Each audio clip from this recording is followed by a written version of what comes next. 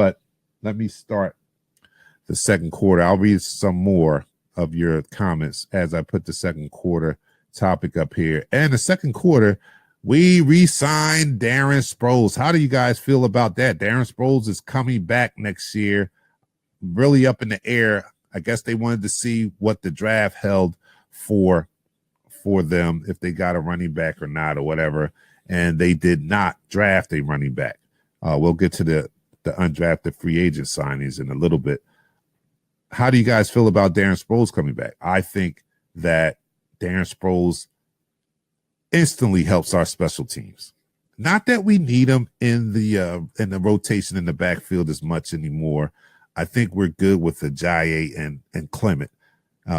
Clement's definitely taking over that third down back role, and so I don't think we would miss him there. But we never have replaced him all of last year in the special teams game. No one could equal his production in the return game. No one.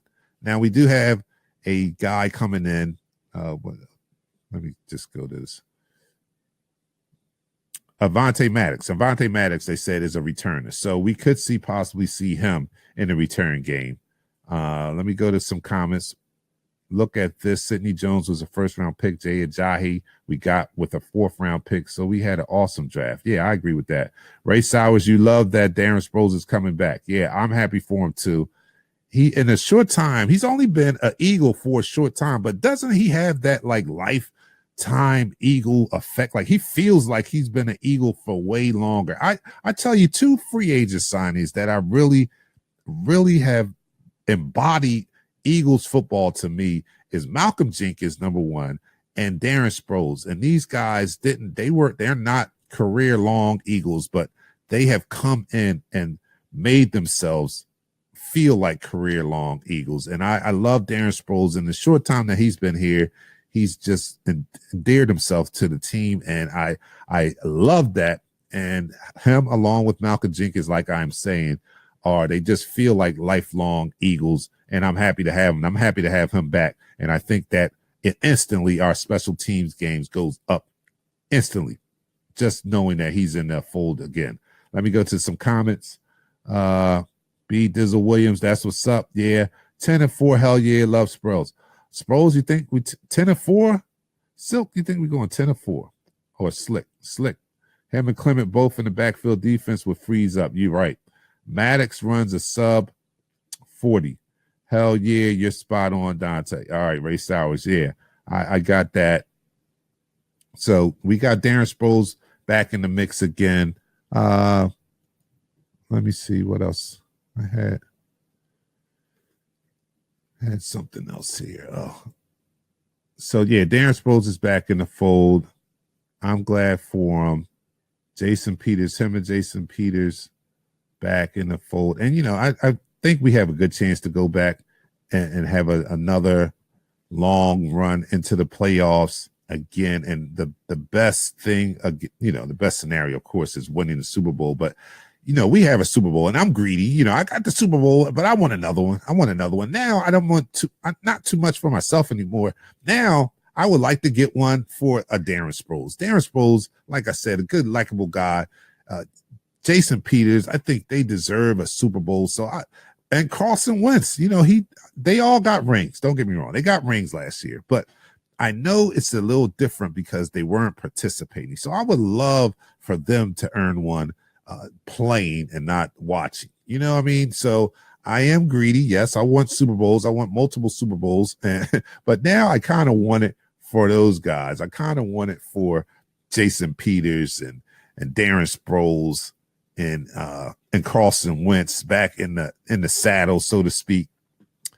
Dustin Morgan says, is Brandon Graham going to be traded? I talked about us signing or drafting Josh Sweat, so it's a possibility. I mean, nothing's etched in stone right now, but you have to look down the road. We always look at we already looked at our salary cap problem. You know, we don't have a lot of money. We don't have a good gobs of money. Well, if think it now is precarious, we have some money that we're going to have to allot to someone like a Carson Wentz in a couple of years, and he's by the time he's ready for his contract. Now you see what people like Garoppolo got and Kirk Cousins got.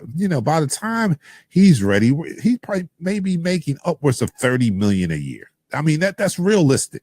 So knowing that, and I know that salary cap goes up, but knowing that there's not going to be a lot of money left for once you sign your quarterback, your franchise quarterback, it really puts a strain on the rest of the team. The New England Patriots have seemed to be great at keeping their team stocked with talented players at bargain basement prices. And we're going to have to learn to get in the business of doing just the same, especially after we unlock the vault and back up the Brinks truck to Carson Wentz's door. Hopefully he'll give us a hometown discount, such like Tom Brady has done. He has a lot of other money off the field, I guess, that he can do that. But he's allowed the Patriots to be able to go out and still supply him with some tools by taking less money. So we'll have to think about stuff like that. But with that in mind, we're not going to be able to keep everybody. And Brandon Graham may be one of those casualties. And this Josh Sweat, drafting may be a slight indication in that possibly happening. I don't know. Patrick, oh, you're ready? Then what? I don't see you, Pat. Patrick's in the comments. Patrick, you're not supposed to be in the comments. You're supposed to be on the screen. Where are you? I don't see you. Oh, my fault. Okay, I didn't send you the link. Okay, I'm going to send you the link right now. All right, that's my fault. Okay, so let me get a couple. How's Wentz looking? I don't know what Wentz is looking like right now. Again, my bet is that he's not going to be ready week 1, and I don't think he should try to rush to be there unless, outside of his regular rehab and stuff like that. I don't want him to rush back. I think us still having Foles on the roster affords us the luxury of not having to rush him back. So I pray that we don't have to rush him back and that we can let him take his time as Carson Wentz holds it down until he gets there. And so if he does, I know that they will not take a chance with his health. I do believe that. So I'm confident in that. And what's going on? Oh, I'm sorry. Okay, just give me a minute here. I have to do everything. I'm wearing all the hats. So again, I think that we are afforded the luxury of not having to rush him back into his position as a starter because we have Foles, and we shouldn't have to. So he'll be playing next year. Believe that he'll be playing, but we won't rush him back. He won't be ready by week 1. That's me. I'm not the doctor. So we're going to see what the doctor says ultimately. Ruben Rivera, I don't see Peters playing more than this year, which is very, very, very, very, very true. This is probably his last year, which is why I think we need to get him win one for JP, so to speak. I agree. Ray Sowers, Wentz is our franchise quarterback, so we need to let him be 100% when he comes back. 110%. You're right about that. Corey Robinson, okay, but you're just saying Peters, Graham, Bennett, Darby, Hicks, all free agents. Yeah, you're right. I only mentioned Graham and Bennett and things like that. That's why it's great to load up on this position, because that's our foundation.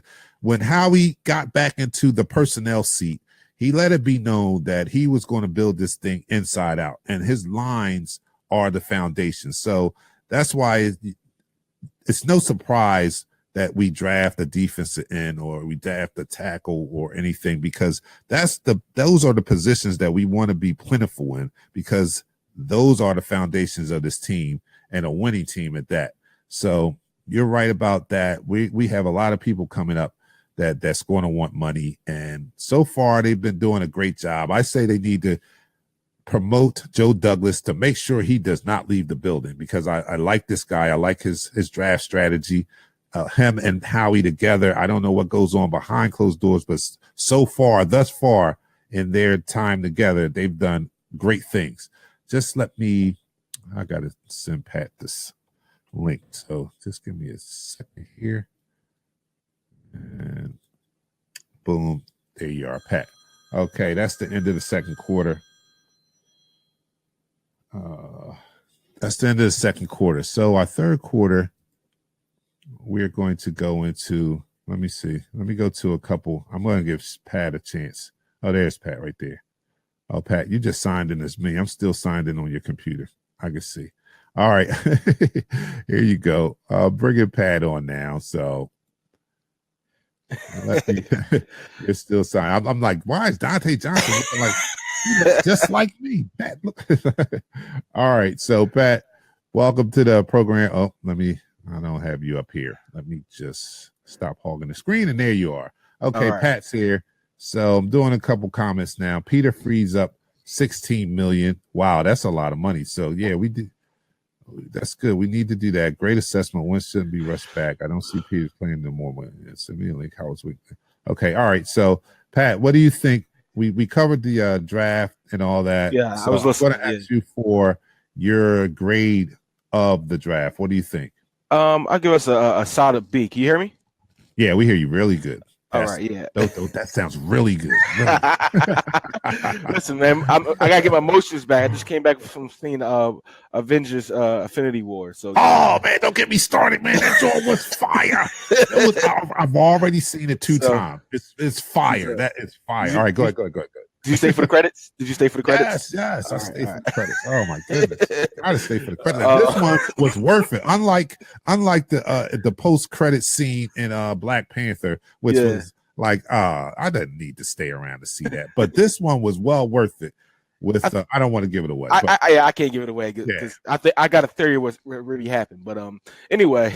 All right. Okay. All right. I actually say I give us a solid B, B plus, because we made some key decisions for our next year's draft. I was reading an article earlier today, talking about how Howie Roseman, the key factor of him trading back was actually getting back another draft pick in next year's draft, a high draft pick, and that was a key factor because he looked at the board for next year, and this is Howie Roseman, the great. He said, you know what, we can go all ahead in this draft and get these players, but we won't have no ammunition for next year. So he's looking at all aspects. The guys we have are solid signings, man. I really like Josh Sweat, the defensive end from Florida State. He's a steal, right? Yeah, he's explosive. He's very, very explosive. Dallas Goddard, he's a special player, man. He's call him the one-handed God. He's a special player in South Dakota State, and he does remind me of Travis Kelce. I know somebody said that earlier, but he reminds me also of a smaller side Gronk, because the way he looks against these other defenders, it was like a man playing against boys. It's the same thing when you watch Gronk play, in the NFL. Right. The one I was a little bit shaking my head about, of course, everybody was doing the same thing, was a rugby pick in the seventh. I mean, listen, it's a luxury pick.